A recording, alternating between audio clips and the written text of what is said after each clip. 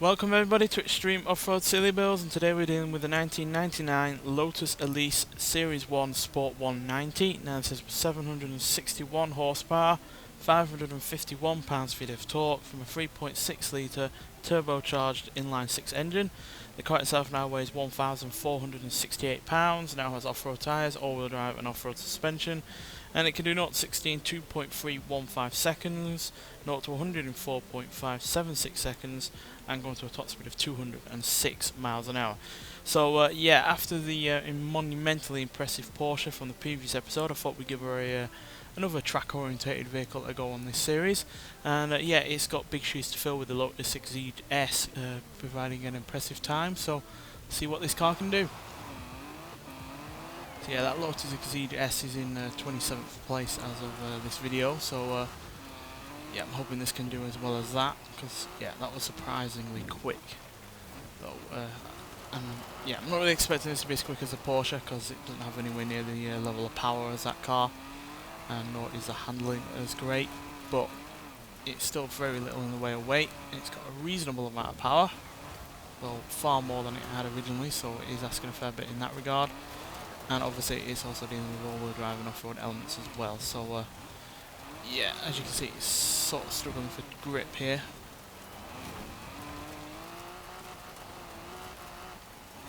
Which is a little bit of a shame, because yeah, lack of grip means we can't use the power as much, and therefore a lot of it is thrown away, which inevitably slows us down.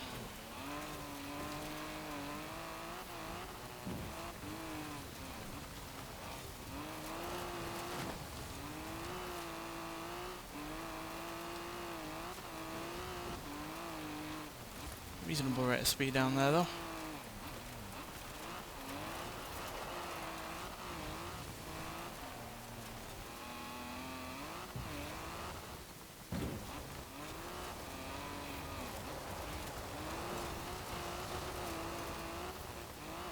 This is also easily one of the lightest vehicles I've had on this series. But despite that, it's not being thrown around too much. So obviously if we had more weight, we'd have more grip, because more weight pressing down on those tyres is always a good idea when you want all the grip that you can get. That's why lots of cars have downforce.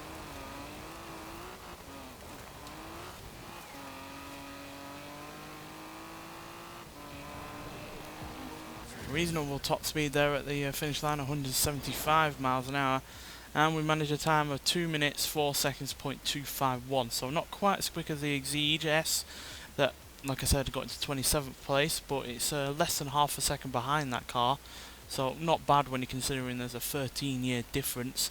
And yeah, it has nonetheless managed to match the Aston Martin Vanquish Zagato Coupe, beaten the Alpine A110, Bugatti Type 35C, the Lotus Esprit S1, so it's banging between the only two Lotus vehicles that we've had on this series so far, as well as the Toyota Corolla SR5, Toyota Sprinter Tureno, Porsche 911 Carrera 2, Porsche Panamera Turbo, and a Mini John Cooper Works Countryman 4, as well as more off-road orientated vehicles like the Toyota Celica GT4 ST205, Subaru Rally car, and a Land Rover Range Rover, but it is nonetheless behind not only the Lotus Exige S, but also a Mitsubishi Lancer Evolution from 1999. So yeah, that's the same year as this, so it's a fair bit slower than that, but not by much. And yeah, also the Radical RXC Turbo, McLaren P1, Citroen DS3 Racing, and the Volkswagen IDR, as well as off-road vehicles like the Ford Ranger Raptor, Jeep Grand Cherokee Trackhawk,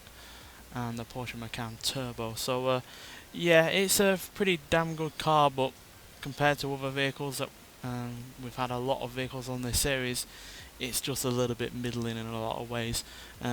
Most of the problems came down to the lack of grip, really. If that grip was a bit more there, like the Exige S, then yeah, we would have been on for a far faster time, because it had plenty of acceleration, it dealt with the bumps and jumps fine, and yeah, it wasn't, you know, struggling with the power or the all-wheel drive system either.